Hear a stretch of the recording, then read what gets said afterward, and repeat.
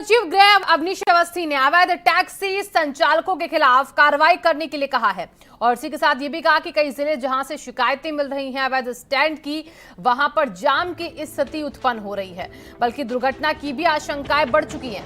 सभी जिलों के यहां पर एसएसपी और पुलिस आयुक्त से कह दिया गया है कि 30 अप्रैल तक इस अभियान के परिणाम की विस्तृत रिपोर्ट जो है वो शासन को उपलब्ध कराई जाए। संयुक्त रिपोर्ट के साथ एक प्रमाण पत्र भी दें जिससे किसी जिले में कोई भी अवैध स्टैंड यहाँ पर न तो ऑटो, ना ही टैक्सी, ना ही बस स्टैंड का होगा, ये सुनिश्चित होगा।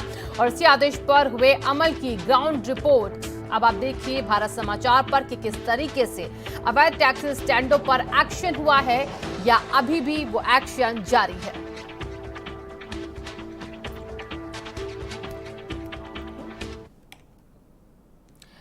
और झांसी आपको लेकर चलते जहां पर अवैध टैक्सी और यहां पर बस के स्टैंड को लेकर कार्रवाई की जाएगी। झांसी में हजारों टैक्सी रोड पर खड़ी होकर सवारियां भरती दिखाई देती हैं। टैक्सियों की वजह से यहां पर लगातार सड़कों पर जाम रहता है। यूपी सरकार का फरमान है कि अवैध रूप से चल रहे टैक्सी स्टैंड को बंद करा दिया जाए। झांसी में टैक्सी स्टैंड की बात करें तो टैक्सी स्टैंड हटाए जाएंगे। अवैध रूप से टैक्सी स्टैंड बनाए गए हैं, जहां देखो तहां गाड़ियां जो खड़ी कर देते हैं। देखो टैक्सी ये तमाम रोडों पर खड़ी हैं। ये झांसी का बस स्टैंड है, यहाँ पर देख सकते हैं कि तमाम जो ऑटो टैक्सियां हैं, यहाँ के ड्राइवर हैं, यहाँ खड़े कर देते हैं। लगातार जाम की स्थिति बनी रहती है। लेकिन सरकार की बात करें तो सरकार ने फैसला किया है 30 अप्रैल तक सभी टैक्सी स्टैंड हैं जो अनलीगल चल रहे हैं उनको हटाया जाएगा। लेकिन देख सकते हैं तमाम जो टैक्सियां हैं रोड पर खड़ी हो गई हैं, जाम की स्थिति बन जाती है। यहाँ से सीधा रोड मेडिकल के लिए जाता है, जहाँ पर तमाम लोग हैं जो बीमार हो जाते हैं तो जाम में फंसे रहते हैं। इसी तरह सरकार का जो फैसला है, लगातार जिस तरीके से टैक्सी स्टैंड की बात करें तो टैक्सी स्टैंड झांसी में यहाँ नहीं है। जहाँ देखो जहाँ खड़ी कर देते हैं, जाम की स्थिति बन जाती है। इनसे जान लेते हैं तुम्हारा टैक्सी स्टैंड कहाँ पर है? सामने सामने सामने। यहाँ क्यों खड़ी करते हो? साइड में खड़ी करते, गाड़ी आती तो भर लेते। अच्छा, कहाँ पर है बच्चा?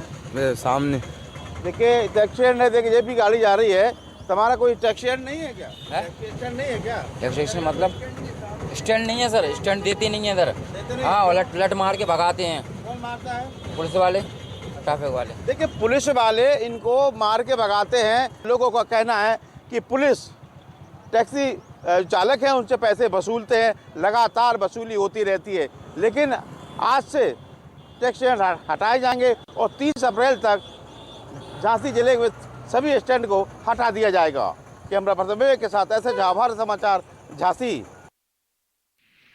अलग अलग जगह से संवाददाता जुड़ चुके हैं, करके सभी के पास चलेंगे। सबसे पहले मैं चलूंगी नरेंद्र के पास मेरठ में। नरेंद्र, मेरठ में किस तरीके से अवैध taxi stand, auto stand, bus stand संचालित होते हैं और अब जब आदेश आ चुका है सरकार का कि सभी हटा दिए जाएं जो अवैध तरीके से स्टैंड बने हुए हैं, इसको लेकर क्या कार्रवाई वहां पर होती दिख रही है आपको?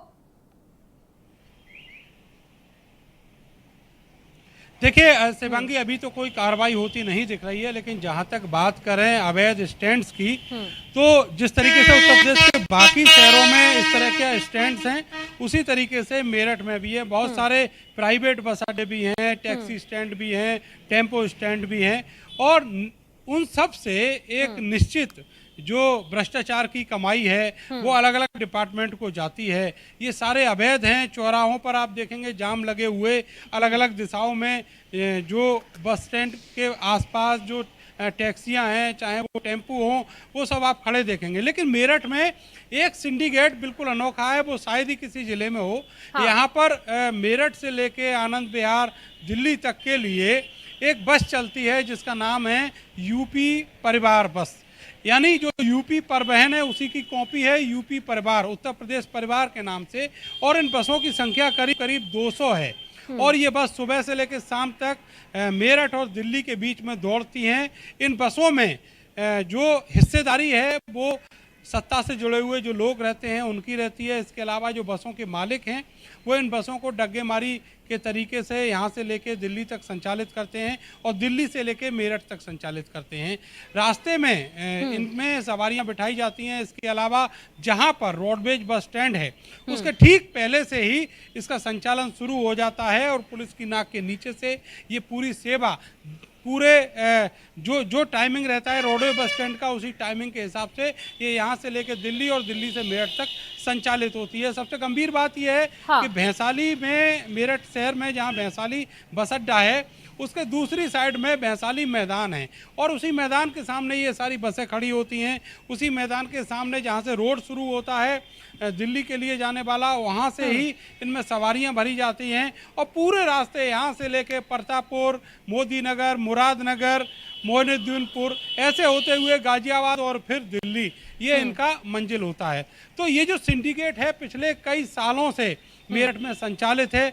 जब सरकार की ओर से डंडा होता है तो इस सिंडिकेट पर भी थोड़ा सा सिंबॉलिक चालान वगैरह कर दिए जाते हैं, कुछ बसों को जब्त करके पुलिस लाइन में खड़ा कर दिया जाता है, लेकिन जो एक प्रभावी कार्रवाई होनी चाहिए इनको खत्म करने की, वो नहीं होती। इन बसों की अगर आप शक्ल सूरत देखेंगी तो आप फर्क ही नहीं कर पाएंगी कि ये रोडवेज की बस है या फिर ये डग्गे मार बस है। उसकी वजह यह है कि जो कलर और डिजाइन है वो सेम वही है जो रोडवेज की बस का होता है, केवल ऊपर जहां उत्तर प्रदेश परिवहन लिखा होता है उसकी जगह उत्तर प्रदेश परिवार लिखा हुआ आता है। तो इस तरीके से एक सिंडिकेट मेरठ में चल रहा है जिस पर सभी विभागों की छत्र छाया है, चाहे वो पुलिस हो, चाहे वो आरटीओ डिपार्टमेंट हो, चाहे वो ट्रैफिक पुलिस हो या फिर इस सेवा से जुड़े हुए जितने भी डिपार्टमेंट हैं उन सब की कृपा इस पर रहती है।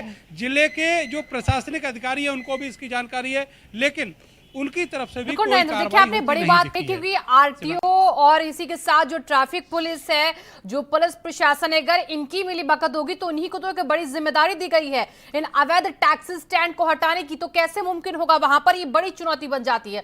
और मैं चलूंगी फिरोजाबाद, वहां से हमारे संवाददाता जितेंद्र जुड़े हुए हैं। जितेंद्र, मेरठ में तो ये हाल है कि वहां पर जो डग्गा मार वाहन चल रहे हैं, जो अवैध स्टैंड बने हैं, उन पर मेहरबानी ही उन्हीं की है जिनके ऊपर जिम्मेदारी बड़ी 30 अप्रैल तक दे दी गई है अवैध टैक्सी स्टैंडों को हटाने की।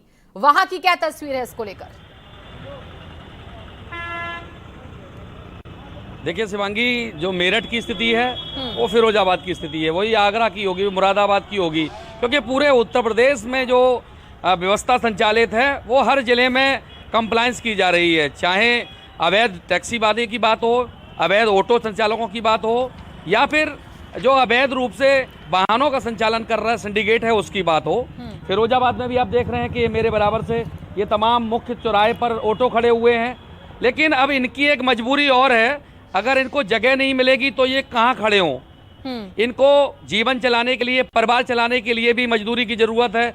अगर प्रशासन या नगर निगम के अधिकारी इनको यथास्थान उपलब्ध करा दें तो मुझे नहीं लगता कि ये डग्गेमारी करें, पुलिस के डंडे खाएं, गालियां खाएं और फिर मुआवजा जुर्माना दे।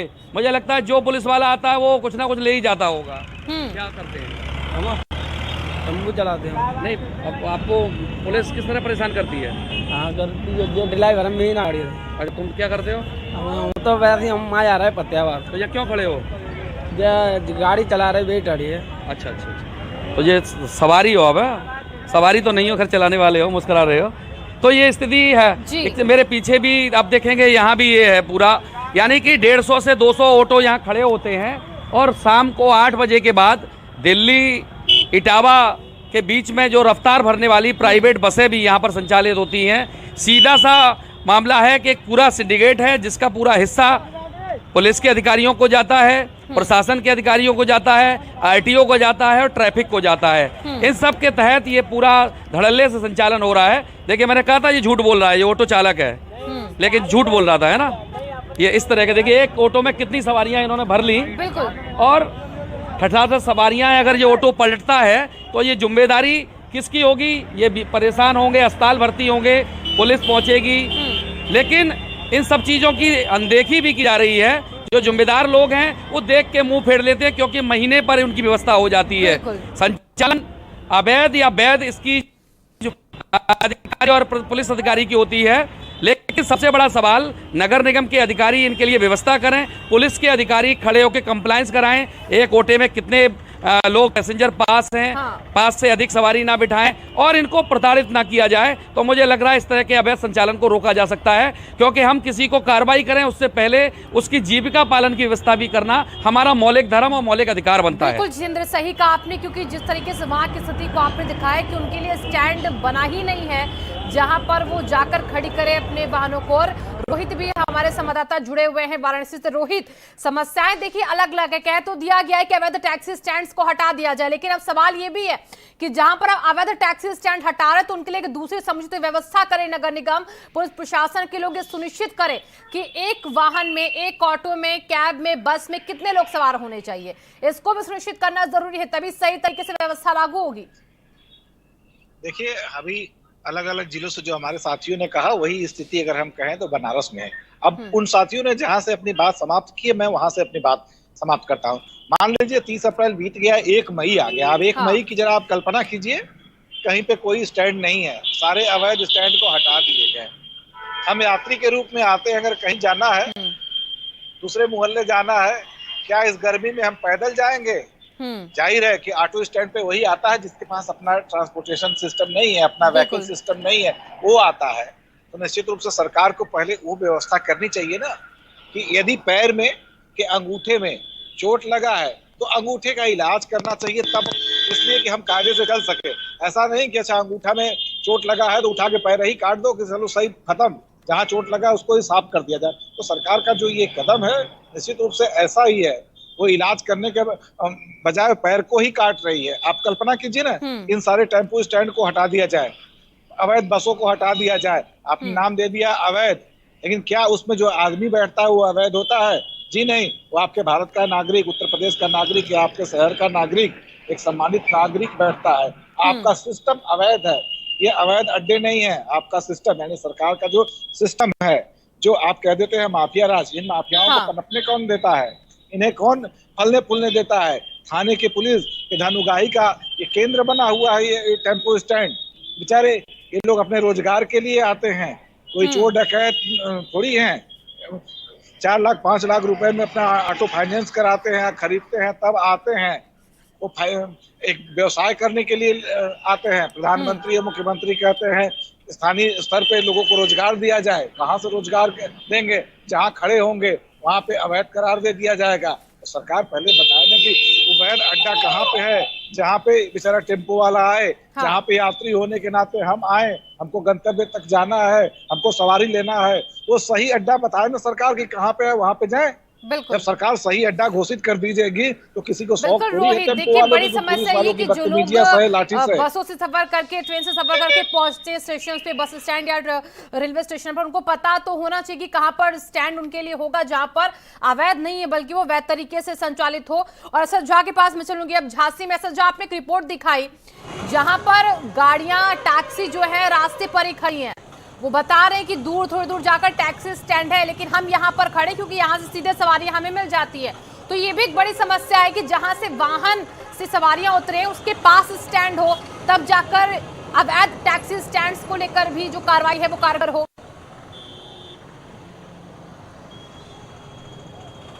देखिए, बिल्कुल सही बात है। जहाँ टैक्सी स्टैंड है वहाँ पर सरकारी बसें खड़ी होने लगी हैं, तो टैक्सी स्टैंड के जो टैक्सी चालक हैं वो रोड पे खड़े हो जाते हैं। तमाम लोग हैं जो किराए से अपनी टैक्सी चलाते हैं, परिवार का पालन पोषण करते हैं। तमाम ऐसे ठेकेदार हैं जो अनलीगल टैक्सी भी चला रहे हैं, उनका कोई परमिट नहीं है, कुछ नहीं है, चला रहे हैं। लेकिन लगातार की बात करें, झांसी शहर में लगातार जाम लगा रहता है। बस स्टैंड की बात करें, बस स्टैंड पर लगातार जाम लगा रहता है। ये लाइट चौराहा है जहां हम खड़े हुए हैं, यहाँ पर टैक्सी, हमारे पीछे भी देख सकते हैं तमाम टैक्सियाँ गुजर रही हैं, यहाँ पर बेवजह यहाँ पर खड़ी भी हो जाती हैं। लेकिन लगातार की बात करें तो यहाँ पर ट्रैफिक की बात करें, ट्रैफिक पुलिस की मेहरबानी से तमाम टैक्सियाँ हैं जो चल रही हैं। ITO की बात करें, डग्गा बार वाहन तमाम क्षेत्रों में जो एक्सीडेंट भी होते हैं, लेकिन अभी तक कोई कार्रवाई नहीं की जाती है। लेकिन हर जगह की बात करें, शहर की बात करें तो टैक्सियाँ भरमार पड़ी है। लोग जाम की स्थिति में बने रहते हैं। लोगों का कहना है कि अगर सरकार ने जो फैसला लिया है तो बहुत अच्छा फैसला लिया है। अगर 30 तारीख तक टैक्सी हटती है, कहीं ना कहीं लोगों को लाभ मिलेगा। तमाम सुबह से लगातार टैक्सी चलती है, तमाम लोग हैं, बच्चे स्कूली बच्चे भी जाते हैं, तो जाम में फंस जाते हैं, अपने घर भी नहीं पहुंच पाते हैं। लेकिन ट्रैफिक पुलिस की बात करें तो मनमानी तरीके से पैसे वसूलते हैं और उन टैक्सियों को चलवाते हैं। जी। अब मैं चलूंगी गाजियाबाद, वहां से हमारे संवाददाता जुड़े हुए हैं। सीधे मैं लोकेश का रुख कर लेती। लोकेश, गाजियाबाद की भी तस्वीर कुछ अलग नहीं होगी, वहां पर भी ऐसे अवैध टैक्सी, बस स्टैंड, ऑटो और कैब स्टैंड जो है वो चल रहे होंगे, संचालित हो रहे होंगे। लेकिन सवाल ये, इन पर नकेल कसने के लिए जो डेडलाइन दी गई है 30 अप्रैल, क्या ये संभव है इतने कम समय में कि आप इन अवैध टैक्सी स्टैंड्स को, बस स्टैंड को, कैब स्टैंड को खत्म कर पाए पूरे तरीके से?